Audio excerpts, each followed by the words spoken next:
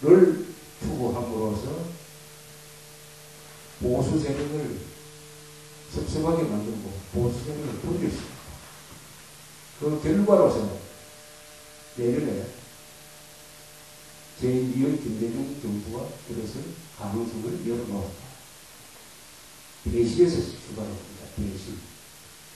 이 정치사를 읽어보면은 미국이나 한국이나 딱 정답은 나와 있어요. 지지 세력을 배신한 사람이 성공한 예가 없습니다. 지지 세력을 배신한다. 지지 세력을 제대로 관리한 다음에 플러스 알파를 해야 이긴다는 게 나와 있는데 이상하게 똑같은 실수를 대표해요. 또 그게 정치의 한계인 것 같습니다. 또 정치를 하면 그렇게 되는 것 같아요. 정치를 하면 미국에서도 그런 일이 잘 일어납니다. 전임자를 부정했다가 선거에서 지는 경우가 많아요. 고울한 사람도 클린턴 도움을 안 받으려고 하다가 결국 그 몇천 표 차이로 졌습니다.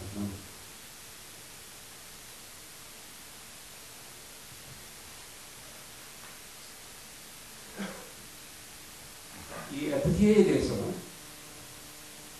서울시장 박원순이가 서울시의 입장을 발표를 해가지고 정부에 의견서를 냈습니다.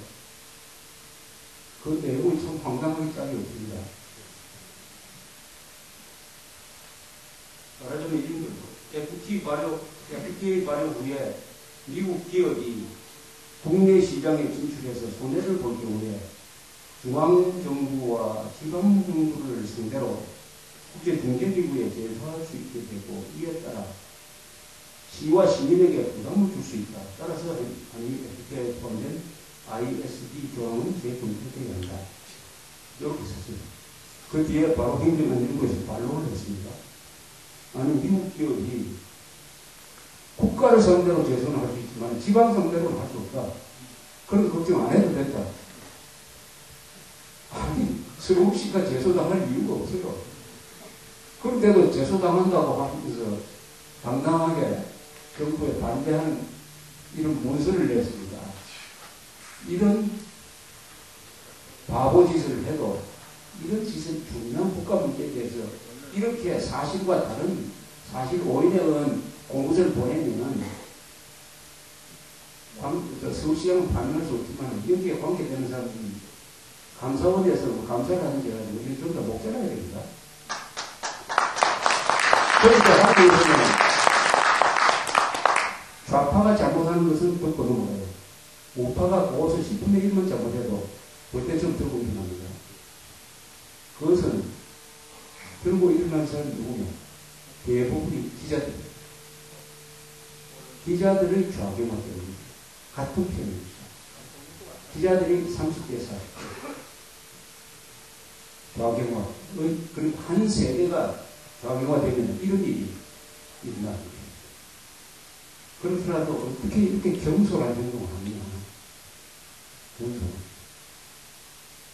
중앙정부가 추진하는 것을 지방정부가 반대하려면 확실한 논거를 가지고 해야 되는 거 아닙니까? 여기 부동의 논거를 가지고 이야기해야지. 이거 FTA 조문의 가장 중요한 부분을 안 읽었다는 거 아닙니까? 그 뒤에도 그쪽 들으면 대여섯 개가 다 사실 거잖아요. 이게 우리나라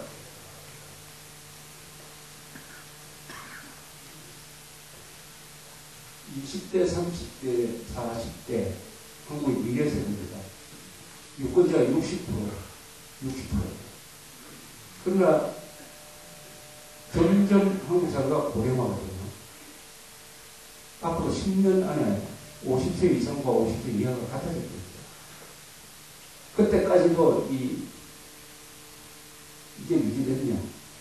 연령 구조상으로는 좌파한테 불리해요. 연령 구조상으로. 그러나 지금 연세 드신 분 중에서도 좌경화되는 사람들이 있습니다. 아마 주변에서 많이 느낄 거예요. 주변에서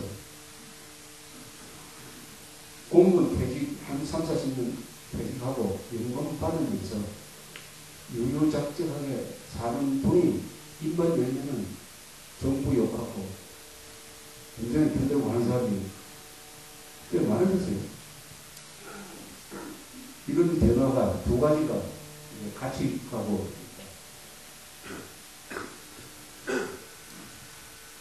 어떻게 바꿀 수 있느냐. 여기 계신 분들의 반 정도는 트위터를 하시고 인터넷에서 매일 글을 써야 됩니다. 그렇게 해야 이 분위기를 바꿀 수 있습니다. 어느 한 위대한 지도자가 나와서 바꿀 수 있는 그런 게 아닙니다. 모든 세대가 동참해가지고 진실을 확산시키는 이런 운동을 해요. 운동이라고 하면 뭐 가끔 하는 것처럼 들릴지 모르지만 매일 하는 운동이 매일 글을 쓰시고 뭔가 하셔야 이게 흐름이 형성이 되는 거죠. 영웅적인 몇 사람이 하는 행위는 흐름으로 형성이 되지 않습니다. 지난주에 우리 조갑대 닷컴에서 학생들이 녹음해가지고 온 그 이상한 교사들의 수업, 막말 수업, 욕설 수업, 그리고 좌편형 수업, 그걸 4건을 올렸어요. 4건을. 그랬더니 각 언론기관에서 그 기사를 받아가서 써서 사회적 문제가 되니까 교과부에서 조사를 나가서 그리고 뭐 신고센터도 늘렸다고 이렇게 지금 조치를 하고 있습니다. 이게 어느 정도 계속 효과를 볼지는 모르지만 그래도 우리 조간대 작품에서 기자 4사람이 각각 하나씩 특종을 하니까 이렇게 사회에 흐름을 바꿀 수 있는 계기를 만들었어요. 이 계기는 뭐로 만들었느냐? 우리가 뭐 데모를 했습니까? 기자 4사람이 인터넷에 들어가서 자료를 검색을 하다가 이런 시간을 있다 해가지고 기사를 쓰기 때문입니다. 특종을 해주셨습니다. 언론사에서 제일 중요한 게 특종이에요. 남보다 먼저 보도하는 거예요. 특종을 하면 거기에 힘이 있어요. 특종을 하면은 세상을 바꿀 수도 있습니다. 그러니까 글을 쓰기 때문에 정보로서 이런 일이 일어나고 이런 좋은 일입니다. 이런 좋은 일이 일어나고 있습니다. 특종은 아무나 하는 건 아니지만 기자분 하는 것도 아닙니다. 주변에서 보시다가 이건 도저히 참을 수 없다 하는 것은 꼭 그 기자들한테 알려줘야 돼요. 조선일보 같은 거. 알려가지고 보도를 하도록 해줘야 됩니다. 이게 또 일종의 신고 정책이고 과거에는 국정원이나 경찰이나 검찰에 신고하면 되는데 요새는 그게 별로 효과가 없으니까 그쪽에 한 학생은 국정원에 신고를 하니까 국정원이 그게 무슨 말이 되겠냐 해서 어느 신문사에 하니까 신문사도 안 실어줘가지고 할 수 없이 인터넷에 올렸다 이렇게 됐죠. 그 학생이 얼마나 가상합니까? 그렇게 하면 막 포기할 텐데 화가 나가지고 끝까지 해가지고 인터넷에 고등학생이 올려버렸어요. 그런데 20대, 30대, 40대 우리 걱정을 하지만 그 학생은 10대입니다. 그러니까 젊은 사람들이 살아있다는 증거가 있을까? 그러니까 우리가 어떤 세대 전체를 적으로 돌리다든지 절망 대상으로 삼으면 안 되고 그 안에 70%가 장애만한 속에서 내정신 가지고 있는 이 40%를 믿고 우리가 노력을 하면은 진실은 거짓말한테 질 수가 없으니까 부지런한 진실은 장기적으로는 낙관할 근거가 있다고 생각합니다. 제가 최근에 이 부시 정부 때 요직에 있었던 사람 회고로 4권을 다 읽어봤어요. 미국 사람들은 이 공직에 그만두면은 회고로 씁니다. 회고로. 아주 자세하게 써요. 그 사람들 가만 쓴 거 보면은 이 사람들은 하루하루의 행동을 항상 기록을 하는 것 같아요. 대화까지도. 미국 외교관은 외국 사람을 만나면요, 반드시 돌아와서 보고서를 작성해야 될 의무가 있어요. 미국 사람들이 누가 무슨 중국지 하면은 절대 메모해가 와가 이렇게 녹음 안 합니다. 그러나 점심 먹고 딱 사무실에 돌아가자마자 그 대화를 다 적습니다. 그래가지고 본국에 보고를 해줍니다. 이게 의무사항입니다. 그렇기 때문에 미국 사람들이 회고록을 쓰면은, 야, 녹음이 가지고 이거 녹음한 거 아니냐 할 생각 들 정도로 아주 성스러워요. 부시, 딕 체니 부통령, 럼스펠트 국방장관, 라이스 국무장관, 이 네 사람이 쓴 회고록을 읽어보니까 재미가 있어요. 거기서 본 한반도가 딱 나옵니다. 한번 북한 핵 문제를 아주 중점적으로 다루었습니다. 그런데 이 부시가 처음 등장할 때는 김정일 이름만 들어도 오장육부가 되게 된다 해갖고 김정일을 악의 축으로 규정을 하고 레짐 체인지라고 해가지고 가만두지 않겠다고 하다가 뭐 이라크 전쟁에서 고전을 하기 시작을 하니까 북한 핵 문제를 해결하기 위해서 미국이 군사력을 동원할 여지가 없어졌습니다. 북한에 대해서는 군사적으로 압박하는 카드를 버려버리면 그 다음에 회담을 하게 됩니다. 회담을 해도 해결이 되느냐? 질질 끄는 거죠. 우선 회담에 임하는 미국 사람들이 목표가 어떻게 하든지 협상을 하겠다는 거예요. 합의를 만들게 됩니다. 이렇게 되면 당초 목표가 성립돼요. 그래서 마지막 2008년에 퇴임할 때는 얻은 거 없이 미끼만 딱 떼어버렸어요. 그게 뭐냐? 테러 지원 국가에서 해제해버렸지 않습니까? 테러 지원 국가 명단에서 북한을 해제해버렸어요. 해제하고 나서 받은 게 하나도 없어요. 그 과정이 아주 잘 나왔습니다. 그래서 딕 체니는 그걸 한탄하면서 부시 대통령과 라이스 국무장관은 항상 비판하고 있었습니다. 부시와 김정일이 대결해서 김정일이가 이겼어요. 왜 이겼느냐? 그때는 군사적 옵션을 포기를 했기 때문에 북한한테는 몽둥이 아니면 말이 듣지 않죠. 하는 게 아주 자세히 나와 있었습니다. 그러면서 김대중 노무현 정권을 아주 비판을 하다가 마지막에 이명박 대통령에 대해서는 아주 칭찬을 많이 했습니다. 라이스 장관이 2008년에 여기에 대통령 취임식 때 와서 한 30분 이명박 대통령을 만났는데 이명박 대통령이 북한 인권 문제에 대해서 아주 열정적으로 이야기를 하더라고요. 그래서 자기가 안심을 해가지고 부시 대통령한테 전화를 했습니다. 아, 이명박 대통령은 노무현과 달라서 앞으로 좋은 상대가 될 수 있겠습니다. 라고 하면서 그러나 두 사람이 같이 일할 시간이 1년밖에 없어서 참 아쉽다 이렇게 생각했습니다.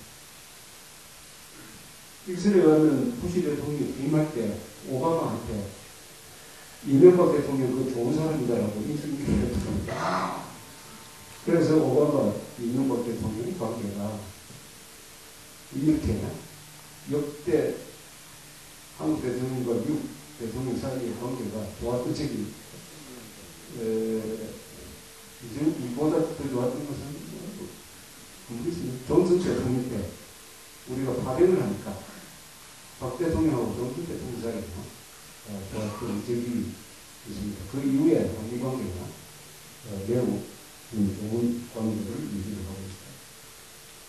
그런데 이 네 사람의 회고록에서는 대북 정책을 하는 데 있어서 김대중 노무현 정권을 아예 무시해버려요. 김정일하고 중국만 상대하는 겁니다. 이 한국에 대한 고려사항이 없어요. 한반도에 결정적인 영향을 주는 북한 핵 문제를 다루는 데 있어서 한국 정부를 무시해요. 안 주는 데 없어요. 왜 안 주는 데 없느냐? 김대중 노무현 정부는 사사건건 북한 편을 드니까 이게 아무 고려 대상이 안 되는 거예요. 오히려 대한민국 정부가 앞장서가지고 만약 미국이 해결 못하면 우리가 직접 이스라엘식으로 폭격하겠다는 거야. 이렇게 나와야 한국 정부에 귀를 기울여야 되는데 이건 사사건건 북한 편을 드니까 거추장스러운 존재가 되었어요. 아주 비참한 한반도 문제를 해결하는 데 있어서 미국과 북한이 한반도의 운명을 결정하는 대담을 하고 있습니다. 한국 보이지가 않습니다. 그러니까 얼마나 경멸을 당했겠느냐 하는 생각이 납니다. 이승만 대통령은 공력이 비교도 안 되는 상황에서도 깡을 부려가지고 코쿤포로 해산 다 풀어줘가지고 미국 역사를 딱 잡고 한미 상호 가위비 조약을 맺은 그 외교에 비교하면 김대중 노무현은 굉장히 편들다가 외교적 카드를 놓쳤어요. 그러면서 아주 미국 사람으로부터 경멸당하는 존재가 되었습니다. 그러니까 자주국방 의지를 포기한 나라의 지도자는 국제사회에서 경멸당한다 하는 것을 알 수가 있었습니다.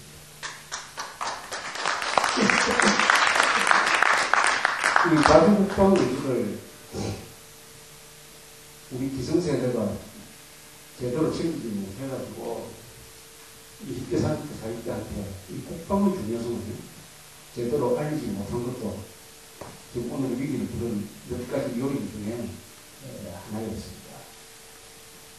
우리가 잘못한 것 중에 하나가 보수 자정인데 보수 세력이 솔선수범해서 깨끗한 좌파보다 우리가 훨씬 더 깨끗한 존재가 되어가지고 깨끗한 사람만이 용감해질 수 있는 거니까 법치의 칼을 뽑아가지고 척결을 했을 텐데 우리 내부라기보다는 이명박 정부 한나라 정부권이